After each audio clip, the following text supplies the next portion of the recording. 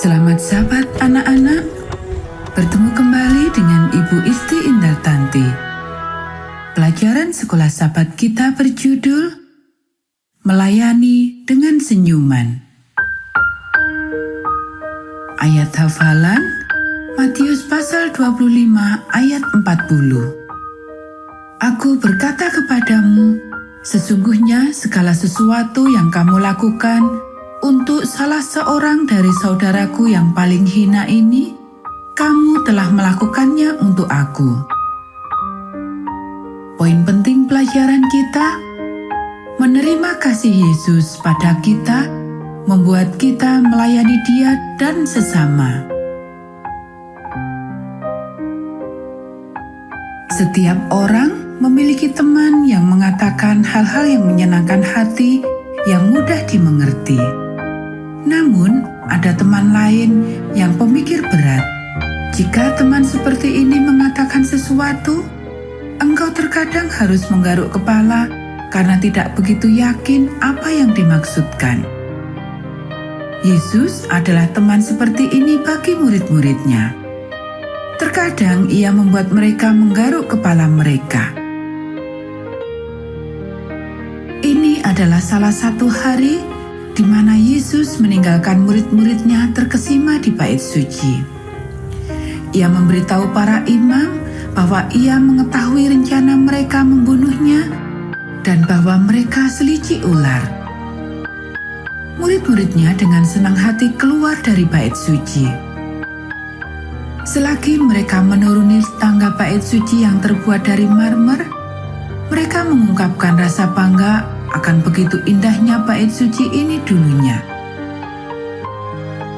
Barangkali mereka mencoba menutupi perasaan mereka setelah merasa takut dan malu atas reaksi para imam terhadap kata-kata Yesus yang tajam.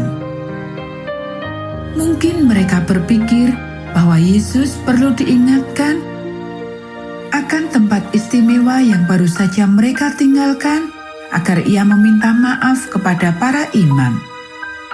Kita tidak pernah tahu. Tapi Yesus membuat mereka menggaruk kepala mereka lagi dengan mengatakan, "Lihatlah baik-baik bait suci ini, akan segera tiba saatnya bait suci tidak lagi berdiri." Mereka pastilah berpikir, struktur bangunan kokoh ini akan hancur. Mereka berjalan terdiam sampai mereka mencapai puncak Bukit Zaitun, tepat di pinggir kota.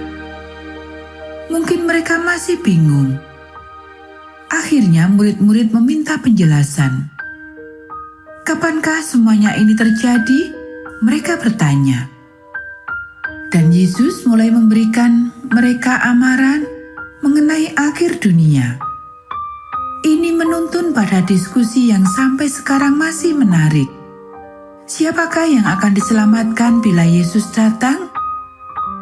Yesus mengatakan bahwa jika Anak Allah datang bersama malaikat-malaikatnya, Ia akan bertindak sebagai hakim dan memisahkan manusia dalam dua kategori sederhana, domba dan kambing. Ini seperti gembala yang memisahkan domba dari kambing pada saat pencukuran. Murid-murid mengerti hal ini. Tentu saja bulu domba berbeda dari bulu kambing dan kambing tidak dicukur. Jadi masuk akal, pertama, bahwa dapat dengan mudah membedakan hewan itu, dan kedua, memisahkan mereka. Yesus mencoba memberi ilustrasi itu untuk menjelaskan perbedaan yang terdapat pada hati manusia. Pada saat manusia telah dipisahkan dalam dua kategori itu, Yesus akan berkata pada domba itu, orang-orang yang menyerupai Allah, "Marilah umatku yang istimewa, sudah saatnya bagimu mewarisi kerajaan Allah." Inilah orang-orang yang peduli dengan orang lain, bukan karena mereka harus melakukannya, dan bukan karena orang lain menyuruhnya. Mereka baik hati dan menyayangi karena Yesus telah begitu baik dan menyayangi mereka. Mereka ingin menjadi seperti Dia. Mereka menganggap semua orang berharga di hadapan Allah. Ketika mereka melihat orang kehausan, mereka memberinya minum. Ketika ada yang membutuhkan pakaian, mereka memberinya pakaian. Ketika ada yang membutuhkan tempat tinggal, mereka memberinya tempat tinggal. Mereka mengunjungi tahanan dan menolong mereka. Apakah motif mereka? Kasih sayang sejati pada semua. Dan sebagai gantinya, mereka menjadi semakin menyerupai Yesus dengan memperlakukan orang lain sebagaimana yang telah Ia lakukan.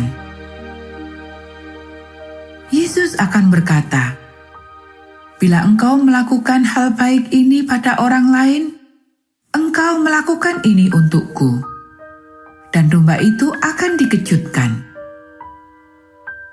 Di lain pihak, kambing itu tidak didorong oleh kebaikan. Mereka terlalu sibuk memikirkan diri sendiri. Mereka melakukan pekerjaan bagus agar supaya terlihat baik oleh pemandangan orang lain. Atau mereka berpikir dengan melakukan kebaikan, mereka akan masuk surga. Pada para kambing, Yesus akan berkata, "Ketika aku haus, engkau tidak memberiku minum.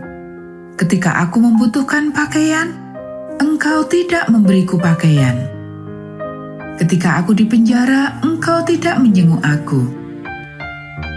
Kambing itu akan mencari dalih. "Tetapi kami tidak mengetahui kalau engkaulah yang meminta air. Engkau tidak mengatakan kalau engkaulah yang membutuhkan pakaian atau yang berada di penjara. Jika kami mengetahuinya, kami akan melakukan hal baik padamu. Kami tidak tahu." Dan Yesus akan berkata, "Engkau tidak dapat tinggal bersamaku dan Bapa-Ku di surga, karena engkau memiliki dosa yang sama seperti setan. Karena engkau tidak peduli dengan orang lain. Aku tahu engkau tidak akan peduli dengan aku." Dan mereka pun akan disingkirkan, karena di surga setiap orang saling mengasihi. Orang yang mementingkan diri tidak memiliki tempat di situ. Mereka tidak akan bahagia di sana.